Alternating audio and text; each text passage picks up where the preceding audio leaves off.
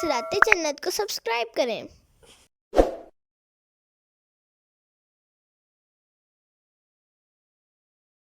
وَإِذْ قَالَ إِبْرَاهِيمُ لِأَبِيهِ وَقَوْمِهِ إِنَّنِي بَرَاءٌ مِّمَّا تَعْبُدُونَ۔ ترجمہ کنز العرفان۔ اور جب ابراہیم نے اپنے باپ اور اپنی قوم سے فرمایا میں تمہارے معبودوں سے بیزار ہوں، إِلَّا الَّذِي فَطَرَنِي فَإِنَّهُ سَيَهْدِينِ، مگر وہ جس نے مجھے پیدا کیا تو ضرور وہ جلد مجھے راستہ دکھائے گا۔ تفسیر صراط الجنان۔ اس سے پہلی آیات میں کفار کے بارے میں بیان ہوا کہ ان کے پاس اپنے شرک کے جواز کی دلیل صرف اپنے آباء و اجداد کی پیروی ہے، اور اس آیت سے اہل عرب کے جد اعلیٰ حضرت ابراہیم علیہ السلام کے حالات بیان کیے گئے کہ انہوں نے اللہ تعالیٰ کے علاوہ سب جھوٹے معبودوں کی عبادت کرنے سے انکار کر دیا، اور وہ اللہ تعالیٰ کی وحدانیت اور صرف اسی کی عبادت پر قائم رہے تاکہ اہل عرب اپنے جد اعلیٰ کے دین کی طرف لوٹ آئیں، کیونکہ حضرت ابراہیم علیہ السلام ان کے آباء میں سب سے زیادہ معزز ہیں اور وہ سب ان سے محبت کرتے ہیں۔ تو جس طرح انہوں نے بتوں کی عبادت کرنے میں اپنے آباء کی پیروی نہیں کی، تو اسی طرح انہیں بھی چاہیے کہ وہ بت پرستی کرنے میں اپنے قریبی آباء و اجداد کی پیروی چھوڑ دینے میں حضرت ابراہیم علیہ السلام کی پیروی کریں اور دین حق کی اتباع کرنے کی طرف لوٹ آئیں۔ ان آیات کا خلاصہ یہ ہے کہ اے حبیب صلی اللہ تعالی علیہ وآلہ وسلم، جو کفار اپنے آباء و اجداد کی پیروی پر اڑے ہوئے ہیں انہیں وہ وقت یاد دلائیں جب ان کے جد اعلیٰ حضرت ابراہیم علیہ السلام نے آگ سے نکلنے کے بعد بت پرستی سے بیزاری کا اظہار کرتے ہوئے اپنے عرفی باپ یعنی چچا آزر اور اپنی قوم سے فرمایا میں تمہارے معبودوں سے بیزار ہوں اور میں صرف اس کی عبادت کرتا ہوں جس نے مجھے پیدا کیا، تو ضرور وہ جلد مجھے میری ہجرت گاہ کی طرف راستہ دکھائے گا جہاں جا کر میں اپنے رب عز و جل کی عبادت کر سکوں۔ وَجَعَلَهَا كَلِمَةً بَاقِيَةً فِي عَقِبِهِ لَعَلَّهُمْ يَرْجِعُونَ، اور ابراہیم نے اس کلمے کو اپنی نسل میں باقی رہنے والا کلمہ بنا دیا تاکہ وہ رجوع کریں۔ تفسیر صراط الجنان۔ یعنی حضرت ابراہیم علیہ السلام نے توحید کا جو کلمہ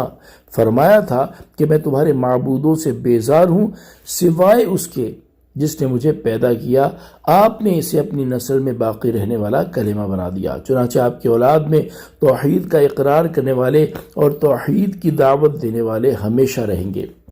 آپ علیہ السلام نے اسے باقی رہنے والا کلمہ اس لیے بنایا تاکہ ان کی نسل میں سے جو شرک کرے وہ توحید کی دعوت دینے والے کی بات سن کر شرک سے باز آ جائے اور اس توحید کے کلمے کی طرف لوٹ آئے اور دین حق قبول کر لے۔ حضرت صدر الافاضل مولانا نعیم الدین مراد آبادی رحمۃ اللہ تعالی علیہ فرماتے ہیں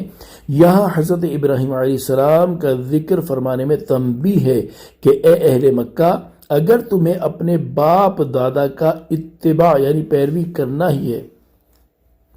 تو تمہارے آباء میں جو سب سے بہتر ہیں یعنی حضرت ابراہیم علیہ السلام ان کا اتباع کرو اور شرک چھوڑ دو، اور یہ بھی دیکھو کہ انہوں نے اپنے باپ اور اپنی قوم کو راہ راست پر نہیں پایا تو ان سے بیزاری کا اعلان فرما دیا۔ اس سے معلوم ہوا کہ جو باپ دادا راہ راست پر ہوں، دین حق رکھتے ہوں، ان کا اتباع کیا جائے، اور جو باطل پر ہوں، گمراہی میں ہوں، ان کے طریقے سے بیزاری کا اعلان کیا جائے۔ بل متعت هؤلاء وآباءهم حتى جاءهم الحق ورسول مبين۔ ترجمہ کنز العرفان۔ بلکہ میں نے انہیں اور ان کے باپ دادا کو دنیا کے فائدے دیے یہاں تک کہ ان کے پاس حق اور صاف بتانے والا رسول تشریف لایا۔ وَلَمَّا جَاءَهُمُ الْحَقُّ قَالُوا هَذَا سِحْرٌ وَإِنَّا بِهِ كَافِرُونَ، اور جب ان کے پاس حق آیا تو کہنے لگے یہ جادو ہے اور بے شک ہم اس کے منکر ہیں۔ وَقَالُوا لَوْلَا نُزِّلَ هَذَا الْقُرْآنُ عَلَى رَجُلٍ مِّنَ الْقَرْيَتَيْنِ عَظِيمٍ، اور کہنے لگے ان دو شہروں کے کسی بڑے آدمی پر یہ قرآن کیوں نہ اتارا گیا۔ تفسیر صراط الجنان۔ ان آیات کا خلاصہ یہ ہے کہ حضرت ابراہیم علیہ السلام نے اپنی نسل کے لوگوں سے جو امید کی تھی وہ پوری نہ ہوئی، بلکہ میں نے ابراہیم کی نسل میں سے ان کفار مکہ کو اور ان کے باپ دادا کو دنیا کے فائدے دیے کہ انہیں لمبی عمریں عطا فرمائیں، اور ان کے کفر کے باعث ان پر عذاب نازل کرنے میں جلدی نہ کی، یہاں تک کہ ان کے پاس قرآن پاک اور صاف بتانے والے رسول، انبیاء کے سردار صلی اللہ تعالی علیہ وآلہ وسلم روشن ترین آیات و معجزات کے ساتھ رونق افروز ہوئے، اور آپ صلی اللہ تعالی علیہ وآلہ وسلم نے ان کے سامنے شرعی احکام واضح طور پر بیان فرمائے۔ ہمارے اس انعام کا حق یہ تھا کہ وہ لوگ اس رسول مکرم صلی اللہ تعالی علیہ وآلہ وسلم کی اطاعت کرتے، لیکن انہوں نے ایسا نہ کیا، بلکہ جب ان کے پاس قرآن آیا تو اس کے بارے میں کہنے لگے کہ یہ تو جادو ہے اور ہم اس کے منکر ہیں، جبکہ رسول اللہ صلی اللہ تعالی علیہ وآلہ وسلم کے بارے میں کہنے لگے کہ ان پر قرآن کیوں اترا۔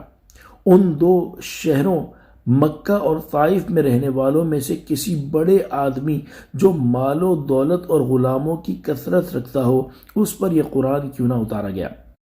بڑے آدمی سے مراد مکہ مکرمہ میں ولید بن مغیرہ اور طائف میں عروہ بن مسعود ثقفی ہے۔ صلو علی الحبیب صلی اللہ تعالی علی محمد صلی اللہ تعالی علیہ وآلہ وسلم۔